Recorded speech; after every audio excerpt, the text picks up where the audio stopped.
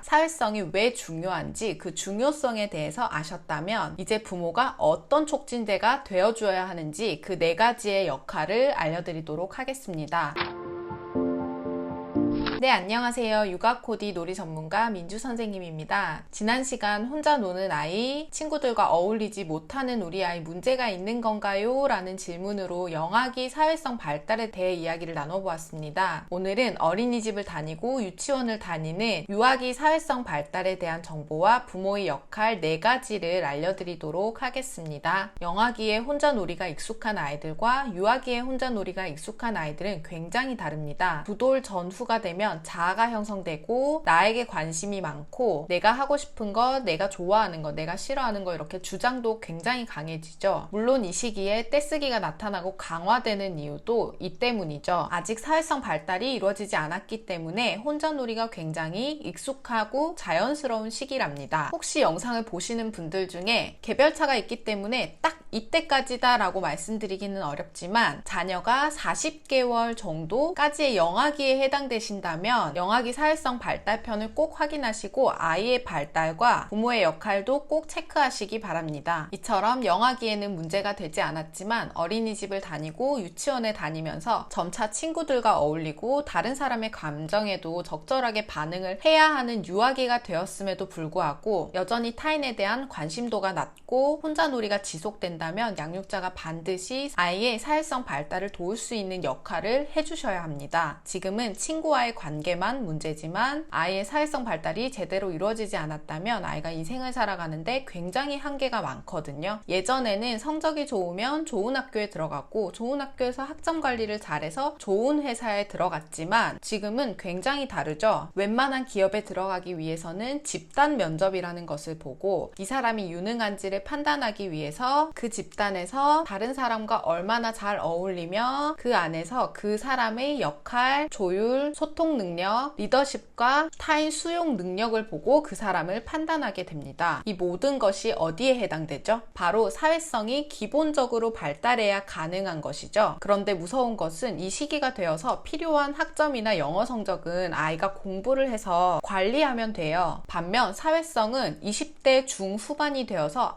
이제 나에게 필요한 것이니 좀 더 발달시키고 공부해 볼까? 가능할까요? 절대로 안 되는 부분입니다. 아니 어린이집, 유치원, 학교에서도 어려웠던 아이가 더 큰 세상에서 홀로 맞서야 하는 대학교, 직장, 사회에서는 더더욱 어려운 것이죠. 지난 영상에서도 말씀드렸듯이 사회성의 기본이 되는 부분이 바로 애착 형성과 안정적인 정서 발달, 자존감이 기본이 되어야 하기 때문에 지금 영아기, 유아기 때 부모가 아이에게 해주는 역할, 양육 태도가 후에 아이의 사회성 발달 대부분을 차지한다는 것을 꼭 기억하셔야 합니다. 사회성이 왜 중요한지 그 중요성에 대해서 아셨다면 이제 부모가 어떤 촉진제가 되어주어야 하는지 그 4가지의 역할을 알려드리도록 하겠습니다. 물론 영아기의 사회성 발달이 기본이 되어야 되기 때문에 이전 영상에서 알려드렸던 3가지 부모 역할을 꼭 체크하셔서 출생 후 되도록이면 일찍부터 해주는 것이 좋겠고 어느 정도 의사소통이 가능하고 언어 발달이 이루어진 아이들에게 해주셔야 할 부분들, 도울 수 있는 방법들을 알려드릴게요. 첫 번째는 정서 지원을 통해 자존감을 높여주어라 입니다. 4살, 5살만 되더라도 반에서 인기가 있는 친구가 있고 중심이 되는 친구가 있다고 했었죠. 그 아이들의 특징을 살펴보면 타인의 감정, 그러니까 친구의 감정에 굉장히 민감하게 반응하는 아이들이 대부분입니다. 친구가 울고 있을 때 제일 먼저 괜찮아? 속상해? 도와줄까? 물어보고 친구가 하고 싶어 할 때는 하고 싶어, 내가 하고 줄게, 빌려줄게 라고 이야기를 하고 어떤 놀이를 하더라도 이거 할 사람 하고 친구들을 불러 모으기도 하고 친구들이 놀이하고 있을 때 참여하고 싶을 때는 같이 놀까? 등등 자기 감정과 의사 전달 표현뿐만 아니라 다른 사람에게도 관심이 많은 모습들을 관찰할 수 있어요. 이 부분은 저절로 나타나는 행동일까요? 누가 가르쳐 줬을까요? 물론 기질적으로 감정에 좀 더 예민한 예민한 아이들이 있는 반면에 조금 무딘 친구들이 있거든요. 하지만 분명한 것은 이 아이들의 경우에는 양육자가 아이가 아주 어렸을 때부터 정서적인 지원을 끊임없이 아낌없이 해주었을 거예요. 칭찬, 격려, 공감뿐만 아니라 아이에게 무조건적으로 허용하고 무조건적으로 끌려다니는 것이 아니라 할 수 있는 것과 할 수 없는 것, 그 허용의 범위를 분명하게 인식할 수 있도록 했을 것이고, 그 안에서 충분한 선택권과 자율성을 존중해 주었기 때문에 굉장히 자존감이 높을 수밖에 없어요. 이전에 허용과 훈육의 영상에서도 말씀드렸듯이 아이에게 허용의 범위를 알려주고 일관성 있게 지켜나가는 것은 아이가 어느 집단에 갔을 때 타인을 대할 때 그런 모습들을 보여주는 굉장히 좋은 모델링이 될 수 있어요. 예를 들어 아이의 자존감을 높여준답시고, 또는 자존감이 낮아질까봐, 상처받을까봐, 위축될까봐 안 돼, 하지마 라는 말을 하지 않고 아이의 모든 행동을 수용해 주었을 경우에 아이에게 훈육이 불가능한 것은 둘째고, 아이 입장에서 내가 하고 싶은 것은 때를 쓰던 뭘 하든 어떤 방법을 써서라도 다른 사람에게 피해가 가거나 다른 사람의 의견은 중요하지 않죠. 무조건 해야 한다는 경험이 아이의 인생 전체였기 때문에 친구들을 만났을 때 다른 사람의 의견 존중이나 다른 사람의 감정이 어떤지 공감하는 능력, 이런 부분들은 정말 불가능하겠죠. 그렇기 때문에 그 허용의 한계를 분명하게 설정하고 그 안에서 아이에게 최대한의 선택권과 자율성을 주고 칭찬해주고 격려해주고 공감해주고, 이러한 경험이 4살, 5살 그 아이의 인생 전체가 된다면 그게 바로 정서적인 지원, 자존감을 높여주는 것이 되겠죠. 무조건 허용하고 너가 최고다, 너 하고 싶은 거 다 해, 엄마 아빠가 무조건 져줄게, 아닙니다. 인생에서 이겼던 경험밖에 없는 친구들 같은 경우에는 달리기를 해도 그렇고 게임을 해도 그렇고 아이들과 놀이를 할 때도 놀이가 진행되는 와중에 내가 질 것 같은 생각이 들 때, 내가 뭔가 2등을 할 것 같은, 저 친구한테 질 것 같다 라는 상황이 딱 감지되었을 때 그 게임을 중단하거나 나 안 해, 그만할래요, 재미없어, 이렇게 반응하거든요. 안 돼 라고 하는 것에 죄책감 느끼실 필요는 없어요. 안 되는 것은 분명하게 안 된다고 알려주고 이야기해주는 것이 부모의 역할입니다. 이 부분 자세한 내용은 허용과 훈육편에서 알려드렸으니 참고하시기 바랍니다. 사회성 발달을 위한 두 번째 부모 역할은 사회성이 발달하는 시기에 인지 발달을 강조하지 말자입니다. 특히 정서, 사회성 발달과 관련된 감정은 뇌의 변연계라는 부분에서 발달을 하는데, 놀랍게도 4세 정도가 되면 완성 단계에 이른다고 해요. 발달 순서를 따져보자면 정서 발달, 사회성 발달, 인지 발달 순으로 보셔야 되거든요. 자, 아이가 태어나서 애착 형성을 하고 정서가 안정적으로 발달하고 사회성이 발달하고 창의력이 발달해야 되는 시기에 학습지에 학원에 조기 교육을 하시는 분들이 꽤 많더라고요. 오늘은 이 뇌발달 부분은 길게는 설명하진 못하고 제가 지난번에 미디어 영상에서 좀 구체적으로 설명을 드렸던 것 같아요. 더보기에 링크 걸어 놓을 테니까 참고하실 분들은 참고하시면 좋을 것 같고, 간단하게 오늘 사회성 부분만 알려드리자면, 우리 뇌는 한쪽 기능을 많이 사용하게 되면 그쪽이 활발하게 발달을 하면서 다른 쪽 사용하지 않는 부분은 점차 사라지게 됩니다. 정리를 하자면 정서 발달이 마구마구 발달해야 되는 시기에 학습지를 통해 마구마구 인지 발달을 시켜줬어요. 정서 발달 부분 대신 인지 발달이 이루어지는 부분에 굉장히 자극이 되겠죠. 아이가 그대로 학교에 들어갔어요. 당연히 친구 관계에서 문제가 생기겠죠. 학교에 들어간 아이는 인지 발달이 이제 마구마구 이루어져야 되는 시기란 말이에요. 그때 다시 영아기의 발달이 이루어지는 결정적인 시기인 정서 발달을 시켜주려고 노력을 한들 그 시기 발달 단계가 아니기 때문에 굉장히 어렵다는 거죠. 사회성 발달의 기초가 되는 것이 정서 발달인데 정서 발달이 되지 않았으니 당연히 사회성 발달은 어렵겠죠. 처음에 말씀드렸듯이 우리 사회는 인지 발달만으로는 살아갈 수가 없는 사회입니다. 앞으로는 더더욱 그럴 것이고요. 정서 발달, 사회성 발달이 이루어져야 되는 영아기 시기에 학습지며 학원을 돌리며 인지 발달을 강조하는 것은 굉장히 위험한 행동이고 바람직하지 않다는 거 아시겠죠? 세 번째는 2-3명의 소그룹으로 정기적으로 놀이할 수 있는 시간을 만들어 주어라입니다. 나는 민주 선생님이 얘기하는 첫 번째, 두 번째 역할을 잘 해준 것 같은데 아이가 어린이집 유치원에 갔더니 친구들과 어울리기 힘들어 하더라 라고 하시는 분들 계시거든요. 기질적으로 부끄러움이 좀 많고 소극적인 아이들이 있어요. 있어요. 이 친구들은 엄마가 좀 힘들더라도 1단계부터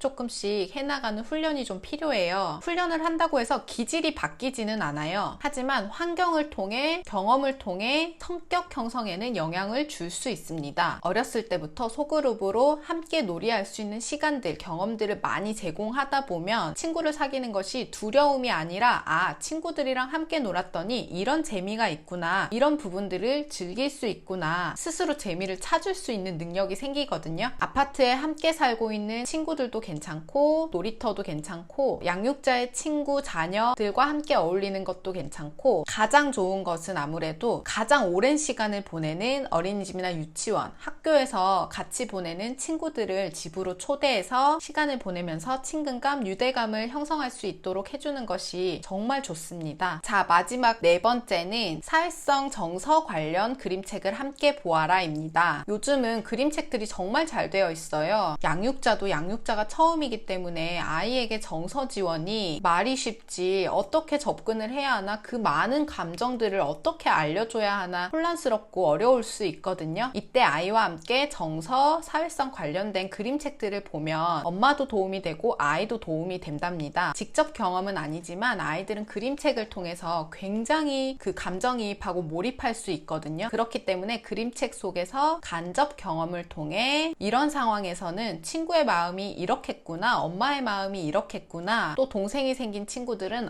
엄마가 나를 미워하는 것이 아니구나, 엄마 아빠가 나를 혼낼 때 싫어서 혼내는 것이 아니구나, 내가 잘못 생각했던 거구나, 이런 식으로도 배울 수 있고, 내가 이렇게 했을 때 친구가 속상하겠구나, 내가 친구에게 이런 말을 했을 때 감정에도 관심을 갖게 된답니다. 그림책 읽어줄 때도 제가 지난번에 그림책 좋아하는 아이로 성장시키기 편에서 정말 강조해서 말씀드렸는데 기억하고 계신가요? 글자를 정말 열심히 읽어주며 내용을 전달하기보다는 그 내용을 아이와 소통하는 소재로, 매개체로 사용해서 그림을 통해 아이와 많은 이야기들을 나눌 수 있게 소통하는 것이 굉장히 중요하다고 했었는데 기억하고 계시죠? 특히 실제 아이의 경험과 그림책 속의 내용을 연결시켜주며 이야기 나누는 것은 너무너무 중요한 팁이 될 수 있습니다. 자, 이외에도 많은 이야기들을 드리고 싶은 욕심 많은 민주 선생님이지만 영상이 너무 길어지면 우리 엄마들 아빠들도 너무 힘드시기 때문에 4가지 팁 드리고, 또 궁금하신 부분은 어느 때처럼 주저없이 댓글 남겨주시면 민주 선생님이 개별 상황에 따라 구체적으로 답변을 드리도록 하겠습니다. 구독 안 하신 분들 구독과 좋아요 꾹 눌러주시고 알람 설정도 잊지 마시고요. 민주 선생님은 또 다음 시간에 한글 교육 영아편 준비해서 찾아뵙도록 하겠습니다. 안녕.